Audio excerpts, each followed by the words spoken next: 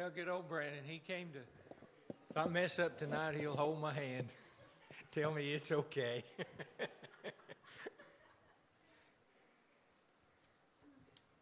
I told him the next time I lead singing, I'm going to pick at Jesus Loves Me.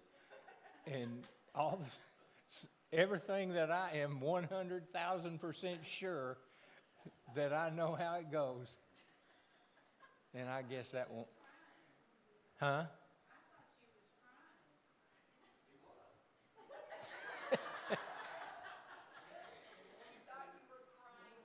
Oh, no.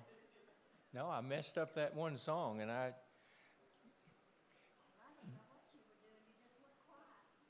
the chorus, well, see, I shouldn't have said anything. Because somebody, Brandon said, well, they thought it was okay.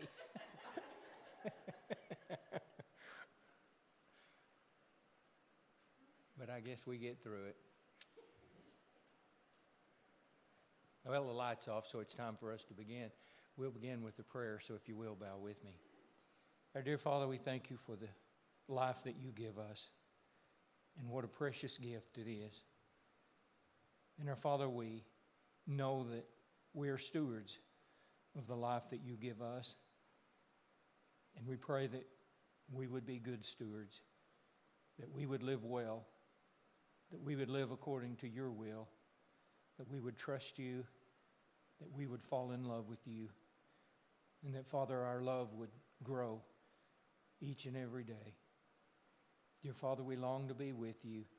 We pray that you would watch over us and keep us until that day we can leave this world and be with you. We ask that you please be with our loved ones wherever they are.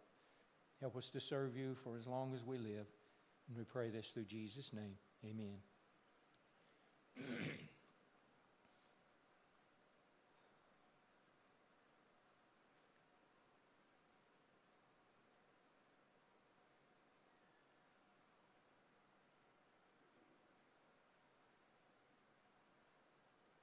Okay, I'm looking for a...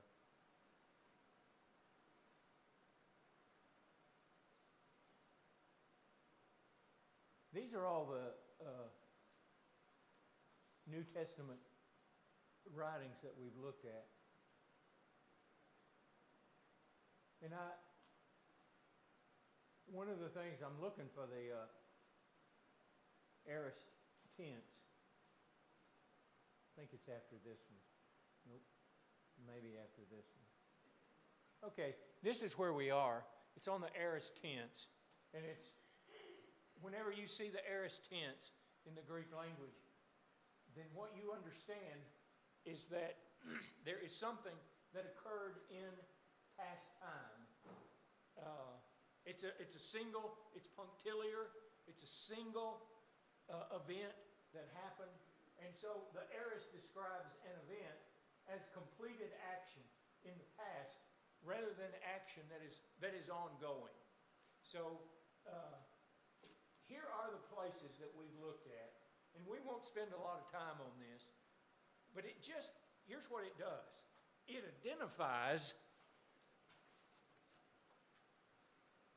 identifies how you and I are saved. And so that's why we pay attention to this. It tells us the when that and we all know this, don't we? We know that we are saved by the blood of Christ. We know that there is no way that we could approach God unless we are covered by the blood of Christ. So what we ought to seek to understand is, how do we come in contact with the blood of Christ?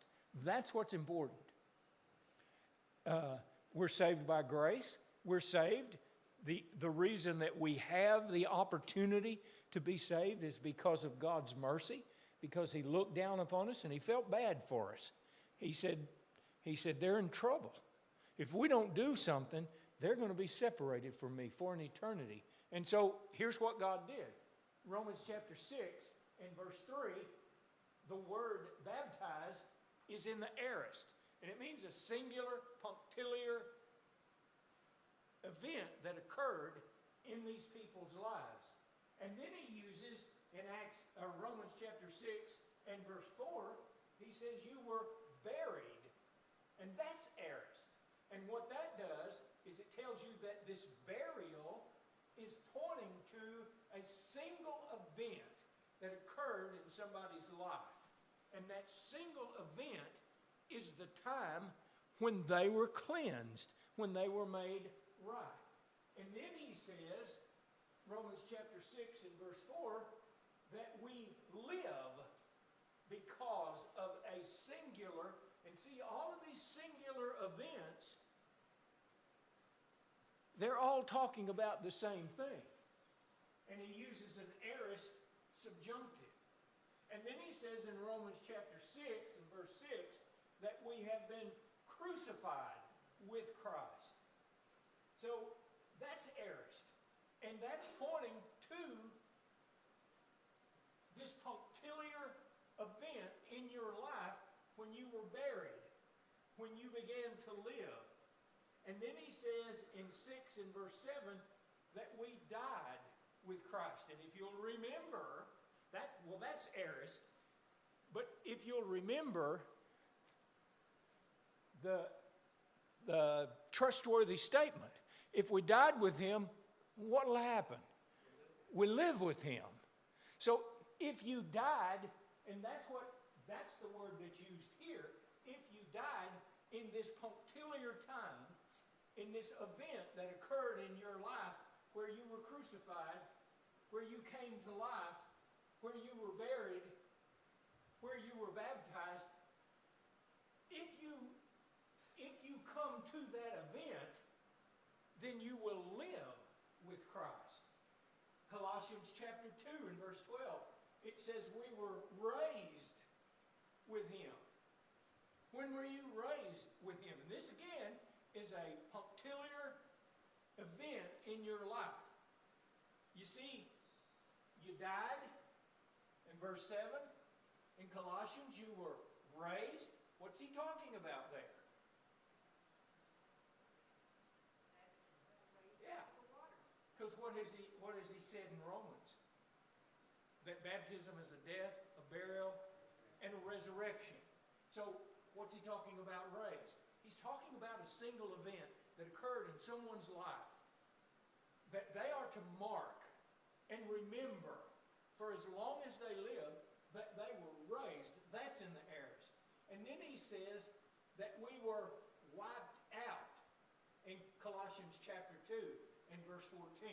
And that is aorist, that our sins were wiped away. And then he says in 1 Corinthians chapter 6, in verse 11, that you were washed.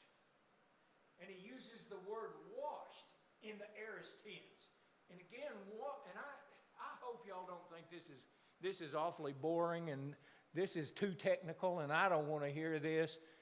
I hope you're not looking at it that way. I hope you're looking at it from the standpoint of here are these writers of the New Testament, and they are in complete agreement as to how it is that we came into Christ, how we were cleansed. It was a punctiliar event in the life of every Christian that every Christian goes through so that they can be washed. And then in 1 Corinthians chapter 6, in verse 11, they were made morally pure. And guess what that is? That's aorist. When were you made morally pure? So that you can approach God, so that you can stand before God. There is an event that occurred in a person's life when they were able to be morally pure. When God, and who made them morally pure? The blood of Christ. So is it anything that we did, that we merited? All it is our participation in God's plan. We decided that we would, because we were in dire straits and we were cut off from God, we decided that we would seek God. in the way that God tells us to. And God did all the rest. So is salvation by grace? Yes, absolutely. Is it through faith? Absolutely. Because you know what Eddie's doing? He is trusting God to keep his promises so that he can live, and he can be raised, and he can have his sins wiped away, so that he can be washed, so that he can be morally pure. And in verse 11, it says, you were justified. That's aorist passive. And here's what the aorist passive means. It means when you were justified, and justified means you were made sinless. You are just as righteous as Jesus is righteous if you're covered by the blood of Christ. And if you're not covered by the blood of Christ, then you need to be covered by the blood of Christ. And the way that we are covered by the blood of Christ is we participate in this single action in this life. But it is in obedience because we trust God that we do these things. And God will keep his promise. And it says this is aorist passive to let the reader understand it's not you that did anything in your justification. It is God that did every last bit of your justification. And here's what we do. We just trust. We just trust that God will keep his promises, don't we? In Galatians chapter 3 and verse 27, Paul said he was baptized into Christ. Guess what that is? It's an aorist. You know what Paul is thinking about? When he writes this, he's thinking about when he was in Damascus, and Ananias said, and now, why do you wait? Stand up, Paul. Make a decision right now. And be baptized and wash away your sins. That's what Paul's thinking about. And he died to self. He died to the world. And he, from that day forward, who lived in him? Christ. And Paul says that too, doesn't he? He says, it is no longer I who live, but Christ lives in me. That was a single event that began this life that we read about in Acts of a man that went to Galatia, to Ephesus, he went to Asia, he went to Macedonia, and he was stoned, he was beaten. Well, where did it all start? It all started with a single decision that he made in the city of Damascus when he was crucified, or when he was baptized. In Galatians chapter 3, verse 27, he says that we are to be clothed. And what he's trying to let us know, and that's aorist. That means it was a single event that occurred. It's punctiliar in its action. And so what you did is you died to self. And then you put on, you are clothed with what? With Christ. And he tells you in Colossians, he tells us or in Galatians, he tells us what we're to be clothed with. He tells us the attitudes that from that moment on, this is what you are to exhibit. These are the clothes that you're supposed to wear. And it's goodness and kindness and mercy and forgiveness. Those are the things that once you have gone through this aorist, this punctiliar event in your life, you're different from now on. Colossians chapter 2 and verse 11, he talks about they were circumcised. He's not talking about the physical act of circumcision. It's an aorist passive. And he's talking about a spiritual entrance into the covenant that you can be a part of with God. And why is it aorist passive? Because there was an event that occurred in someone's life. And that event allowed God to do His work so that they could be in a covenant relationship with God. Now, By reading that, it's almost saying the circumcision happened when you were clothed with Him. it did. On that clothes, that's when you were circumcised in heart. All of these verses are different verses that describe in different ways what happened in a single event in the Christian's life. And that single event is when they died to self. That single punctiliar event that occurred in their life is when they were raised. It is when they were baptized, when they were clothed, when they were circumcised. And then he says, you were baptized into one body. And again, that's aorist. That's the event. Now, what if you were baptized into Christ? Of course, this is impossible, but I'll just give you this scenario. What if you were baptized and you didn't have faith? And your life wasn't changed, and you didn't die to self, and you weren't covered by the blood of Christ? What happened at baptism? You got wet. That's all that happened. You got wet. And that's the point in this. That Paul and these other writers in the New Testament, they are consistently looking at a single event in a person's life. And in that event, there was a change that occurred. And why did it occur? It's because these people decided to participate in the will of God and trust God and say to God, I'm putting my spiritual life in your hands, and I know you will take care of me. And guess who does all the rest? God does. God will do all the rest.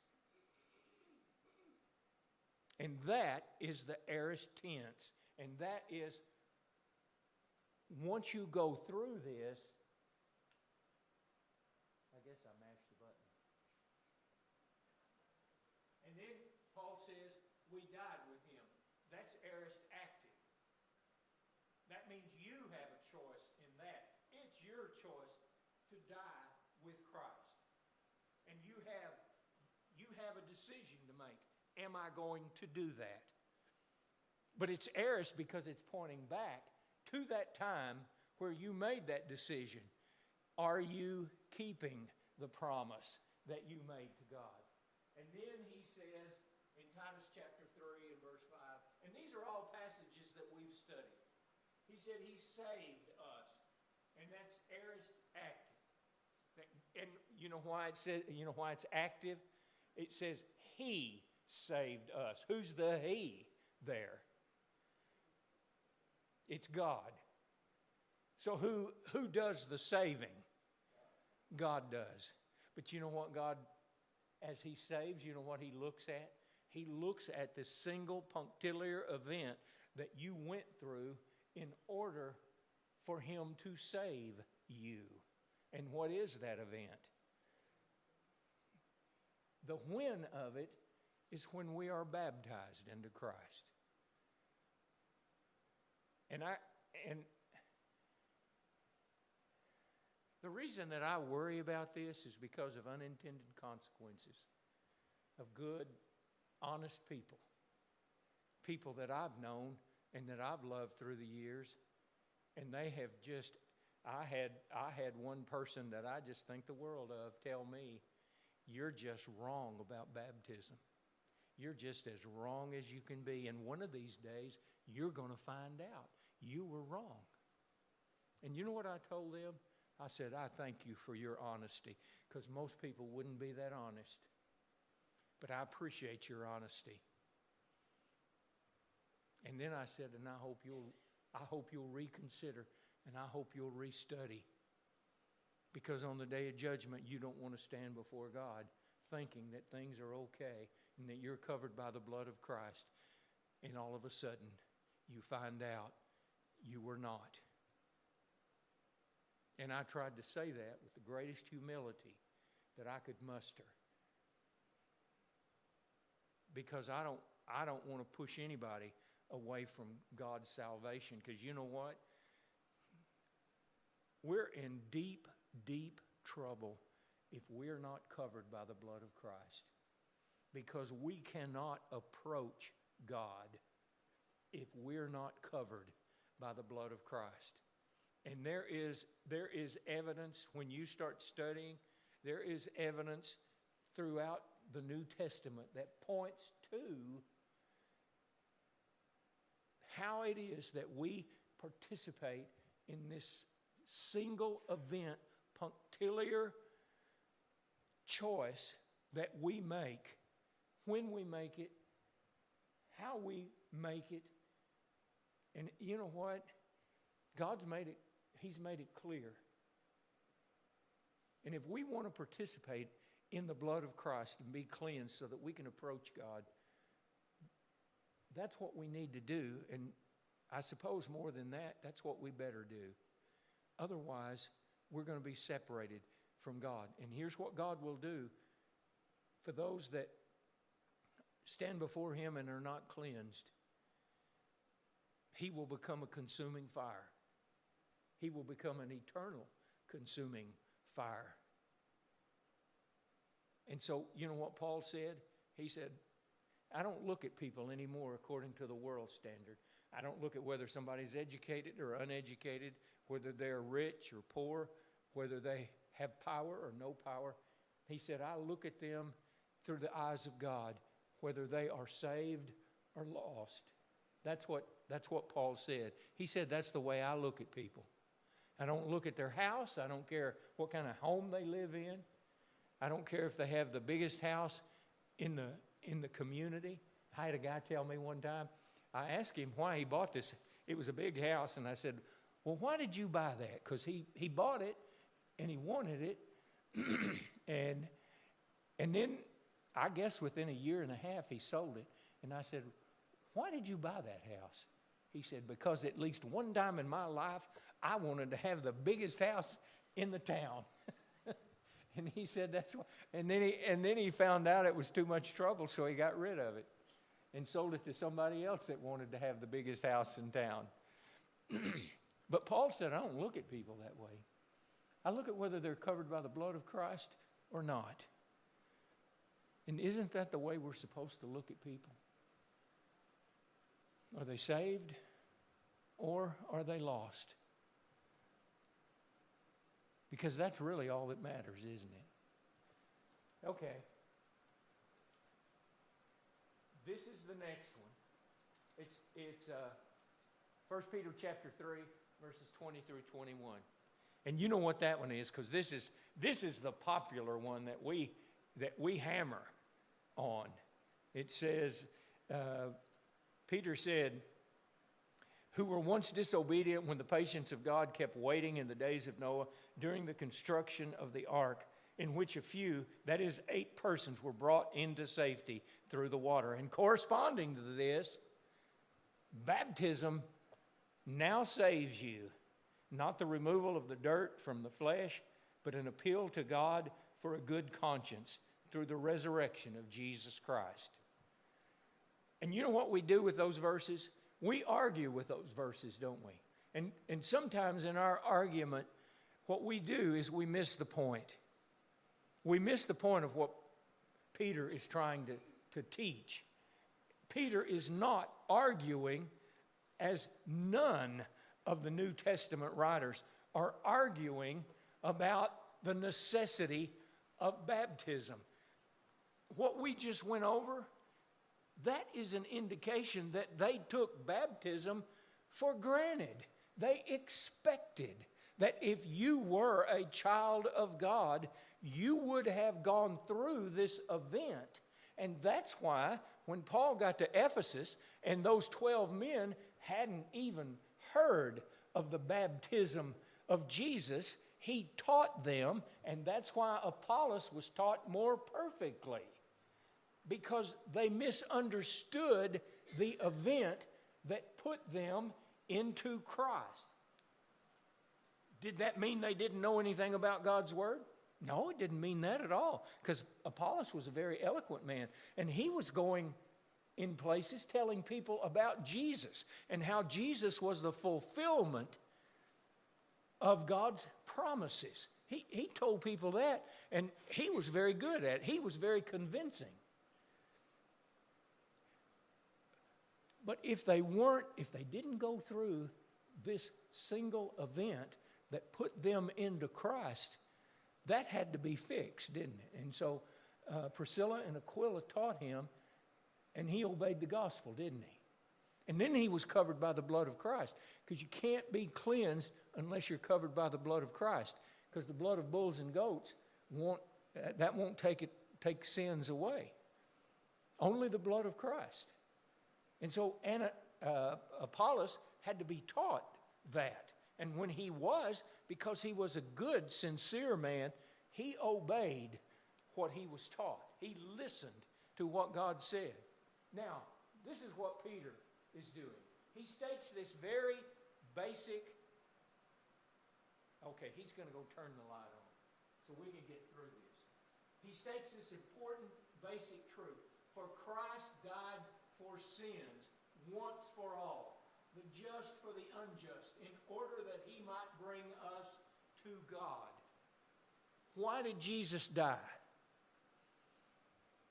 To bring us to, that's what the text says, to bring us to God, so that we can approach God, so that we can come before God and be acceptable. That's why Jesus died.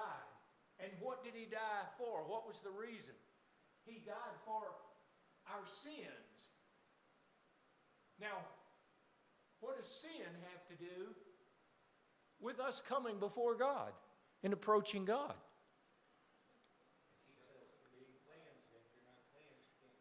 That's right. Here's what separates us, and Isaiah made this very clear, didn't he? He said, your sins have separated between you and your God, so they will not hear what you have to say. So Jesus came, he died for sins, and he did it one time, once and for all. There was an event that occurred in time and in history, and Jesus died on the cross, and he was the just one, and he died in order that he might bring us to God. And so Paul makes it very clear. The reason that Jesus died on the cross was for sins. And the word died there, you would expect thanatos, wouldn't you? If you were thinking in the Greek, because that's the Greek word for death. But the word pasco is used. And that means he suffered. It means to be in pain. But Peter uses pasco. And then here's how you know he's talking about suffering. Because in 1 Peter chapter 4 and verse 13, he says, to the degree that you share in the sufferings of Christ. Jesus suffered as he was taken to the cross. And he did that for sin, and that's the word harmatia, which means to act contrary to God's will. It's wrongdoing. And so here's what Peter does. He divides humanity into two groups. Group number one, it's the righteous one. That word means the one who's doing what God requires.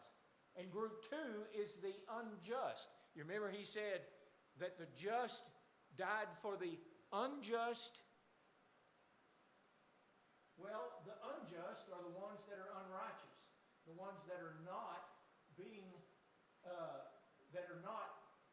right. They're not right with God. So Jesus, by himself, makes up which one of those groups? The just. How does he make up that group? By himself. Why is he alone put in that group? Because it was his sacrifice that allowed for What did he never do? That's right. He never sinned, did he? He was perfect. He never went against the will of God. So that's one group.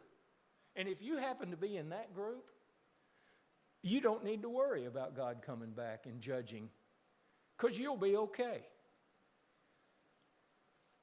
Now, and I say that sarcastically, but are any of us in that group? Well, we got some little babies that are in that group, don't we? Bless their hearts. They've got a rude awakening coming about life, because Satan is going to try to dominate and rule in their lives, and they're going to have to learn how to deal with that. So there's not a whole lot. There's some, like Joe Tarver. He would be in that group, wouldn't he?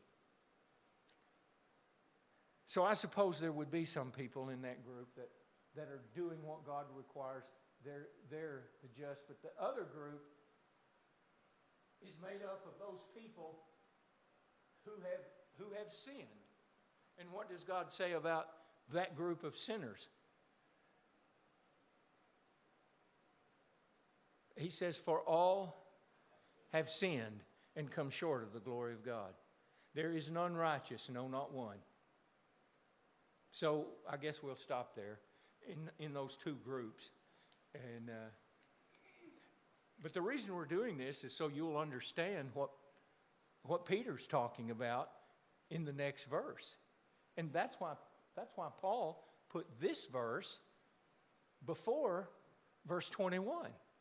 Because he wanted you to grasp this concept that the world has been divided into two groups. Those that are righteous, which is Jesus, and those that are unjust. And he died, the just died for the unjust, for you and me. And hopefully when we get through this, we'll understand what Peter is trying to say. And I'll put in a commercial for Wednesday night. We'll go over this Wednesday night. So if you want to know what this verse is talking about, then make sure you're here Wednesday night.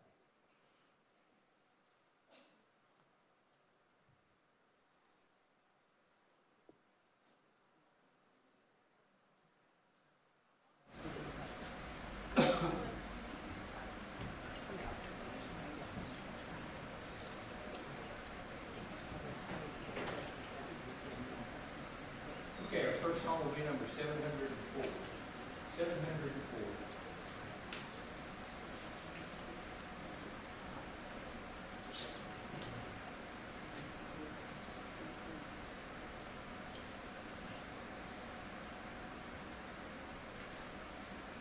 Don't let me leave this up here. Bind us together, Lord, bind us together with cords that cannot be broken. Bind us together.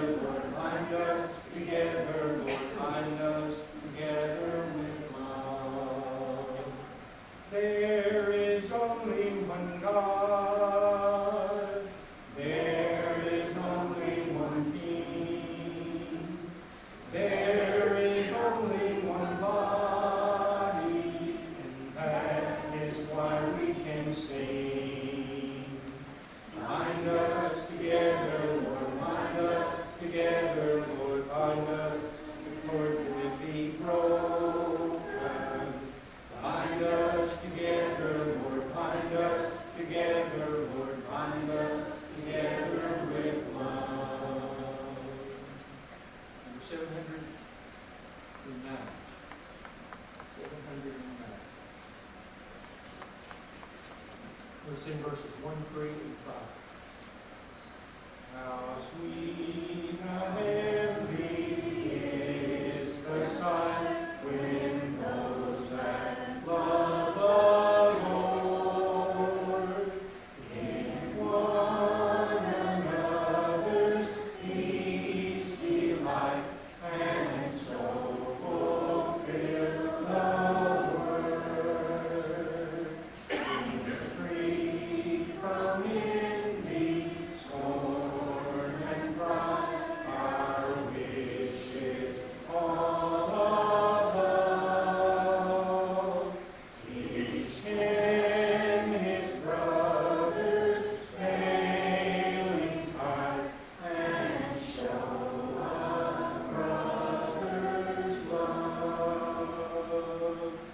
Love is a golden chain that binds the happy souls above, and ease and air of heaven who finds his bosom glow with love. Number 711. 711. We'll sing verses 1, 2, and 3, and then we'll have our open prayer. And, Brandon, will you lead us in the opening prayer? 711, verses 1, 2, and 3. Blessed be the tie that binds our hearts in Christian love, the fellowship of kindred minds is life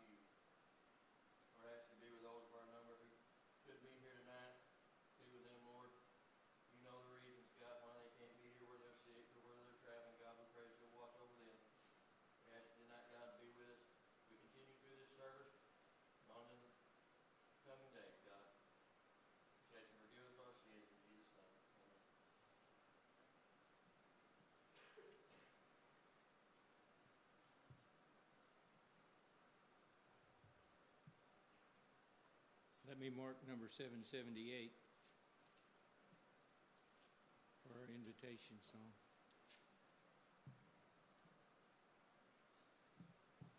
I kind of wondered if 778 should be an invitation song, and then I read the words and I thought, you know, that is a good invitation song.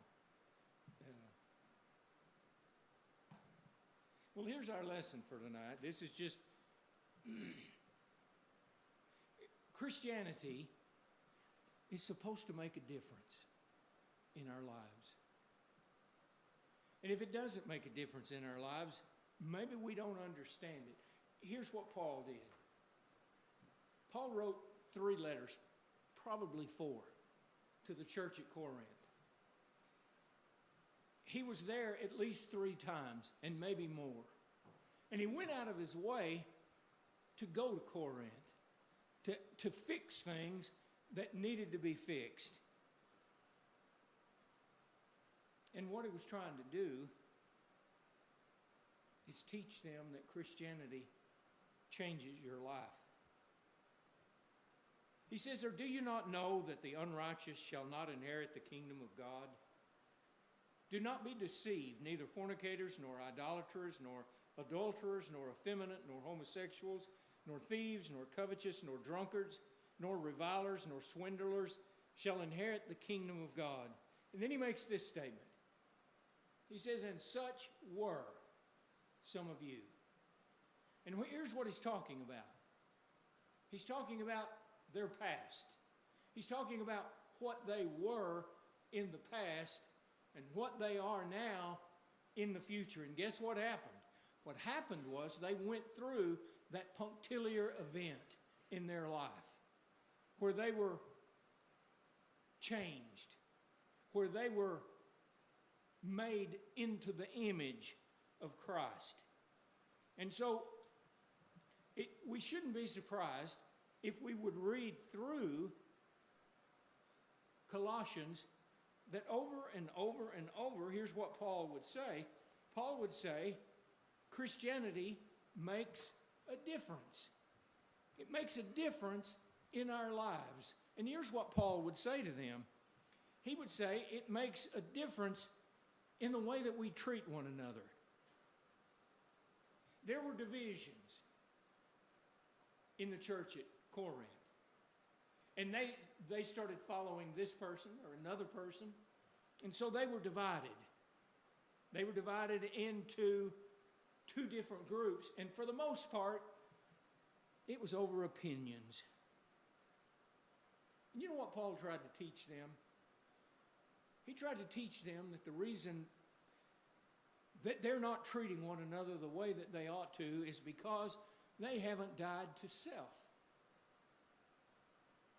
And they needed to die to self. And that was his very point. His very point was, I want you to understand that there is nothing that is more important than the crucified Jesus. And you know what Jesus did? He emptied himself of self. And in the garden, he said to God, not my will, but thine be done. And here's what I will do. What I will do is I will die to self. And I will live for you, God. And aren't we glad that Jesus did that? Aren't we glad that he made that decision? Because without that decision, you and I would have no hope. So Paul would write about Jesus and he would say that I know nothing save Jesus Christ and him crucified.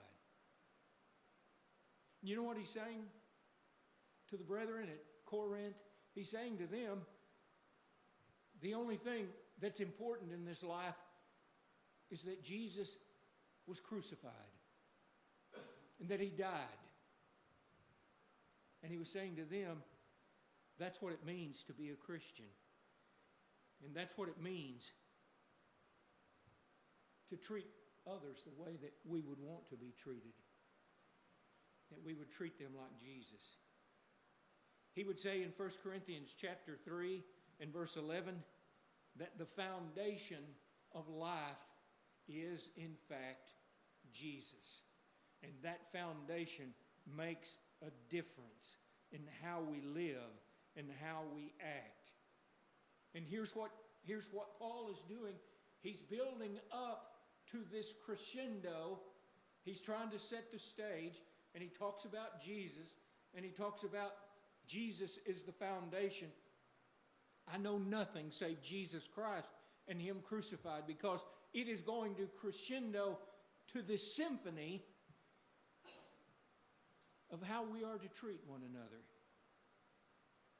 In 1 Corinthians chapter 4 and verse 1, he says, you become a servant.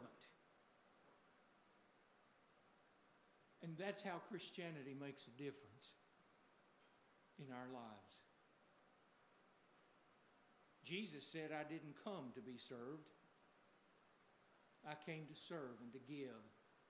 And he said specifically to give my life in service to people that needed it. And that's what we're supposed to do. And I know it's hard. I know it's difficult, because sometimes we get tired. And we say to ourselves, let somebody else do it. But Christianity makes a difference in our lives, doesn't it? And it makes a difference in how we treat others. Paul's message to the church in Corinth, as you read through this first letter that he wrote, he says Christianity makes a difference, and it makes a difference in your view of morality. There's right and wrong. And you know what? Christians understand that, don't they? In fact, here's what Paul would say. Paul would say, come out from among them and be ye separate. Be different from the world, because you are now a Christian. There were things that you used to do when you were in the world, and you acted like the world. But he says such were some of you. And he's trying to get them to comprehend that they are not what they used to be. And so he says, you come out of the world. And that's hard too, isn't it? Because the world is constantly trying to push us down into its mold. But Paul says, don't let them do that, because you're different. Paul's trying to get them to understand that they are Christians now. And because they are Christians, they are different. They are different in their marriages. They are different in their family. They had grown up in the pagan world. And the pagan world looked at family and looked at marriage totally different than the Christian is supposed to look at those things. And so Paul in chapter 7 tries to get them to understand that they are different because they're Christians. And the husbands treat the wives different. And the wives treat the husbands different. And the parents treat the children differently. And it's because what we were is no longer what we are. We're Christians. And that changes us. Paul tried to get that across. And I suppose it's a hard concept. It took him quite a while to finally get it across. And although he worked so hard at it, some people still didn't catch on. He says, here's what Christianity does. It makes a difference in your worship to God. He tells us that in 1 Corinthians chapter 11 through chapter 14. Here's what happens sometimes. What happens in people's lives is sometimes our worship becomes man-centered. And Paul wanted worship to be God-centered, because that's where the blessings are found. That's where the growth is. That's where a person becomes spiritually minded. It's when they come and they worship God. And you know what they were doing? They were worshiping according to their pagan standards. And so when they partook of the Lord's Supper, bless their hearts, some of them were getting drunk. Is that not man-centered worship? And what they were supposed to do was remember the death, the burial, and the resurrection of Jesus. They were supposed to be reminded that the most important thing in all of this world that has ever happened, that ever will happen, is that the Son of God died on the cross and shed his blood. That he gave his body so that you and I could be cleansed and we could stand before God. And that's what they were supposed to remember. But their worship became man-centered instead of God-centered. And their worship became irreverent. And so Paul says, here's what you got to learn. Because Christianity makes a difference. He says your worship has to be a reverent worship. He says your worship has to be done in order. It has to be based on truth. It has to come from the heart. It can't just come off of the mouth, out of habit. But it is something that comes from your heart. Paul says your worship has to be regular. He says it has to be based on obedience to God. Because you know what? Christianity makes a difference in the way people worship. And finally, here's what Paul would say. And I think this is interesting. That here's what he's trying to do. He's trying to teach them that when you become a Christian, that from that day forward, from that punctiliar event, and you make the decision that he made in the city of Damascus when he stood up and he said to Ananias, I believe that Jesus is the Christ, the Son of the living God. And he was baptized and his sins were washed away. From that day forward, he was different. You know how we're different? And this is a tough one. We're different in our optimism. It's easy to get discouraged, isn't it? It's easy to listen to Satan's lies. It's easy to listen to his lies and for us to doubt God. But Paul says, if we have hope in Christ in this life only, we are of all men to be most pitied. But now Christ has been raised from the dead. And of all the people on the face of the earth, we ought to be the most optimistic, the most joyous, the most praised people every day for what God has done for us. And understand that this is the day that the Lord has made. I will rejoice and be glad in it. I guess since I was 17 years old, I have tried, and some days it's been very difficult. But I have tried to wake up with a smile. I still do that. I try to make sure that the first thing, you know what I said last week to myself? Why don't you stop that, stupid? It's hard. It's hard to be optimistic. But you know what? We're Christians. And of all the people on the face of the earth, we are the most blessed. And we should be the most optimistic people on the face of this earth. You know what? It's good to be a Christian. It's good for us to be a part of the family of God. And there are some things that we have to learn. Sometimes those lessons are hard. Sometimes they're difficult. But in spite of all of that, it is still good to be a Christian. If you're not tonight, then you need to become one. If you've not been what God wants you to be, and you find yourself going back into the world, then tonight we can help with that. We can pray to God and ask Him to give you strength, and He will, and things will be better. Tonight, if you need to respond, we pray that you'll come while we stand and sing.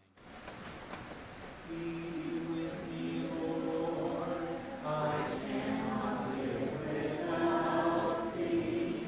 I cannot try to take one step alone. I cannot bear the loads of life unaided. I need Thy stream to lead myself upon. Be with me, Lord, no other gift or blessing Thou couldst bestow, with which was compare. Constant sense of Thy abiding presence, where I am, to feel that Thou art near. Be with me, Lord, when loneliness o'ertakes me, when I must flee amid the fires of pain. And when shall come the hour of my departure, for worlds unknown, O Lord, be with me. Well, we've had a good day, and Dickie will be in the back if someone needs to take the Lord's Supper. We'll take care of that need for you. We'll sing as a closing song. We'll sing the fourth verse now of number 711, and then we'll have our closing prayer. Porter, would you lead us in that prayer? Verse 4. When we asunder part, it gives us inward pain, but we shall still be joined in heart and hope to meet again.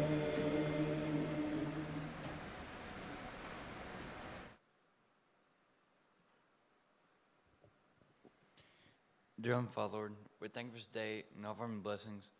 We ask that you please be the sick and the sad, and thank you most of all for sending your Son down the cross for our sins, Lord. And we thank you again for letting your Son be born to do all the good deeds and all good things He's done, Lord. Please forgive us for all the sins we made, might make again. And please continue to be with River, and please help them to get to full health. And please help us to stay safe as we depart. In Jesus' name, amen.